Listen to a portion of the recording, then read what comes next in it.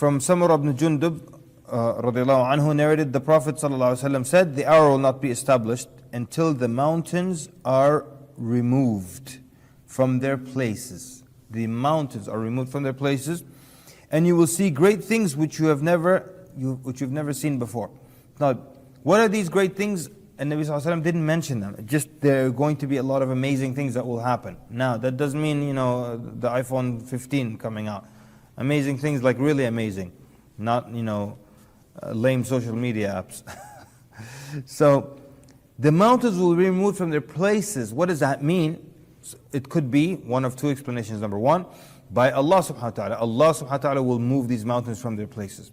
And sometimes you see videos of amazing things. There's a video, I think it was in Italy, it was just the whole side of this huge mountain just sliding right off.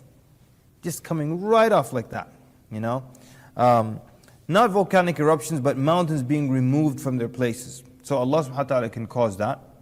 Two, caused by human beings. Human beings removing mountains. Reclaimed land mostly, is mountains. It's interesting, if you look at, like for example, the Netherlands, Ireland actually has a lot of reclaimed land. Bahrain has a huge amount of reclaimed land. So basically, they do it differently though. In Bahrain, they take from the ocean bed and then come and pour it out on the surface again and extend the land. So the ocean gets deeper. But places that have mountains, you'll be surprised by the amount. Dublin, for example, also in Ireland, a lot of the land, reclaimed land. St. Petersburg in Russia, formerly Leningrad, also a lot of reclaimed land. Hong Kong, I remember going to Hong Kong on the plane as we're getting closer to landing.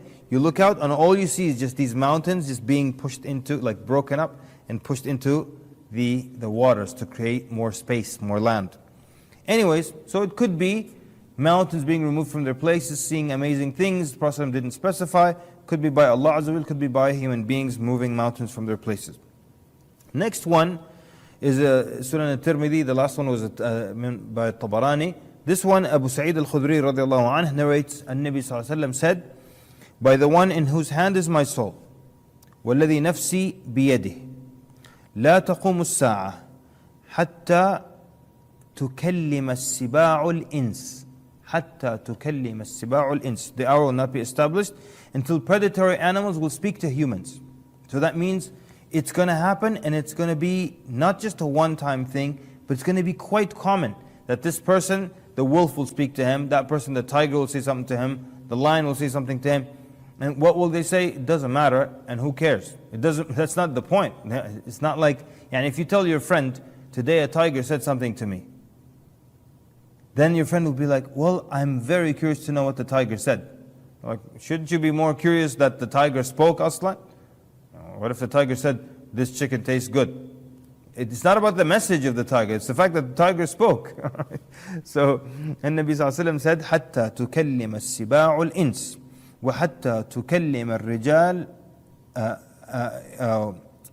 حَتَّى تُكَلِّمَ الرِّجَالِ عَذَبَتْ صَوْتِهِ وَشِرَاكُ نَعْلِهِ. So here it's saying, and until a person or speaks to, and of course it's a two-way conversation, to the tip of their whip and their sandal strap. Their sandal strap. And someone probably says, oh, what if they invent the eye shoe in the future that can speak to you, or the eye whip? What do you need a whip for? They're not going to produce a whip. The point is that if it's just something technological, there's nothing miraculous and from the signs of the hour about it. If it's just some device that you hold. But the person speaking to the tip of his whip, your shoe speaking back to you, and you speaking to it. Because it has to be a two-way conversation. Because if it's just a man speaking to his shoes, it's just a crazy person. Alright?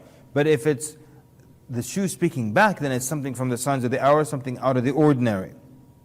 Alright? Then, وَتُخْبِرُهُ فَخِذُهُ بِمَا أَحْدَثَ أَهْلُهُ مِنْ بَعْدِهِ. And then his thigh will inform him of what his family did in his absence. And of course, I give an example of this one. People will say, oh, this is the cell phone, because you put it here in this pocket, and you pull it out, and you talk to your family, and they tell you what happened when you left. But there's nothing miraculous. And does it make sense that the cell phone is paired in this hadith, or put in the same category as lions and tigers constantly speaking to people, inanimate objects speaking, shoes speaking, and then your cell phone, which is just a device that connects you to your family, and they tell you what happened in your absence? Doesn't really sit with those other three things, right? So, how? Allah Ta'ala a'lam. This is something in the future, all right? But it is as the Nabi sallallahu alaihi wasallam said, it is authentic, and we believe whatever is authentic from the Prophet sallallahu alaihi wasallam. Now what if someone says, well, but you guys are just believing in this, you've got no evidence, it doesn't make any sense. Of course it makes sense, all right? Before I answer that, this is another hadith narrated by Abu Hurairah radiallahu anhu. The Prophet sallallahu alaihi wasallam, he said, while a man was riding a cow. Anything strange about this hadith? Yes, the man is riding a cow. Why are you riding a cow, right? So the cow turns towards him. It turns towards him and said, I have not been created for this purpose. I have been created for plowing. So it tells him, I'm not for riding, I'm for plowing the land. Then the Prophet ﷺ, added. He didn't just end the story there, but he added, I and Abu Bakr and Umar believe in this story. You see? Because there's something not normal about it. The cow turns and speaks to this person. Hey, why are you riding me? I wasn't created for riding. I'm created for plowing the earth. So the Prophet says, I and Abu Bakr and Umar believe this story. Now, he didn't ask them, but he knows. So which category will you fall with? Before I explain the logic, before you know the explanation, will you fall in the category of the Prophet and Abu Bakr and Umar? Or will you be with those other people who don't believe this story?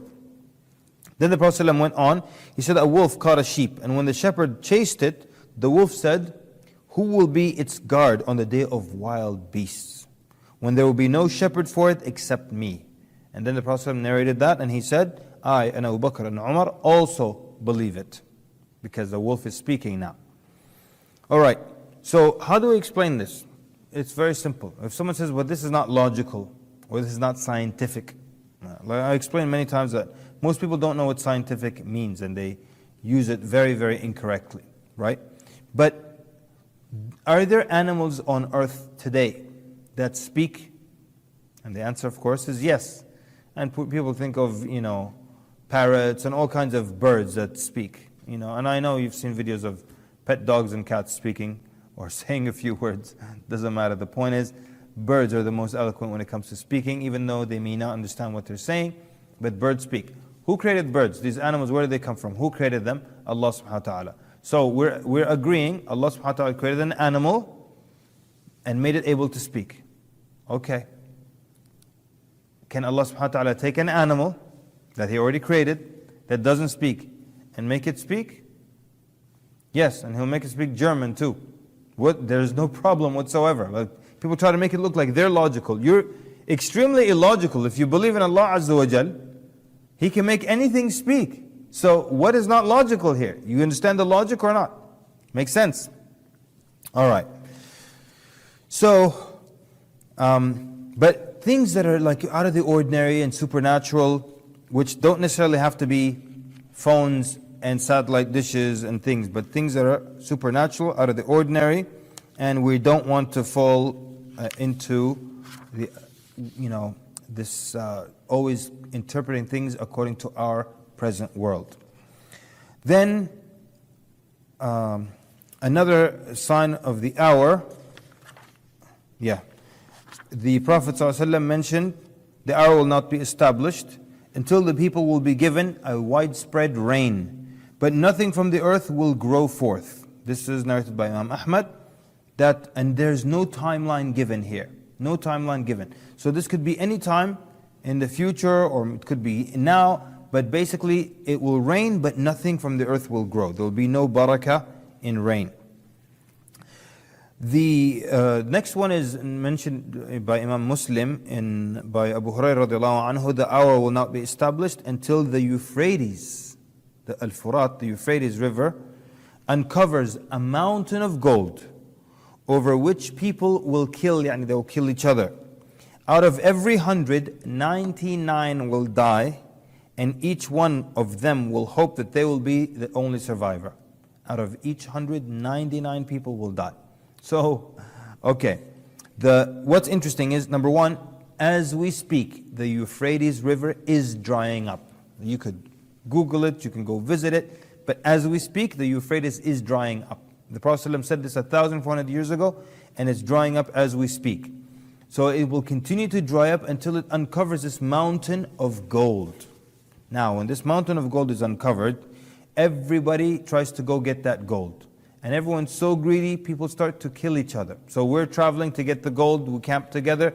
At night, this person will kill everybody in the camp because he wants to be the only one who gets there. And when he gets there, other people will try to kill him, and so on and so forth, so they can get that gold. So, out of every 199 will die trying to get the gold. But what's sad, the Prophet ﷺ said, each one of them will hope that they will be the only survivor. One of the scholars said, the fact that they hope that they'll be the only survivor, that means they know that out of 199 die. That means they know this hadith. It's possible, but it's also possible that news traveled that out of each 199 die, meaning huge numbers are dying trying to get this gold. And they know that news, but they still think, you know what, there's a 1% chance, inshallah I can make it. I'll be that 1%. Everybody thinks they'll be the 1%. So, why did the Prophet ﷺ tell us that? Why do we learn the signs of the hour? So that we know how to behave when it happens. If right now you're watching TV and you hear that the Euphrates River, a part of it dried up and it uncovered this mountain of gold, what would you do? You have to act upon what the Prophet ﷺ said. If you hear about it, don't go. Don't say, oh, inshallah, I'll be that 1%, I'll make dua, make dhikr on the way. La habibi. Don't go. That's what we were told, so that we act accordingly. So the only time, I was telling people jokingly, that if you're the first one to discover the mountain of gold, then tell me, okay? And then we'll go before the news, before everybody knows about it, we'll take our share, and then we'll step aside as the people kill 99 out of 100. All right. So, that was the Euphrates drying up and uncovering a mountain of gold.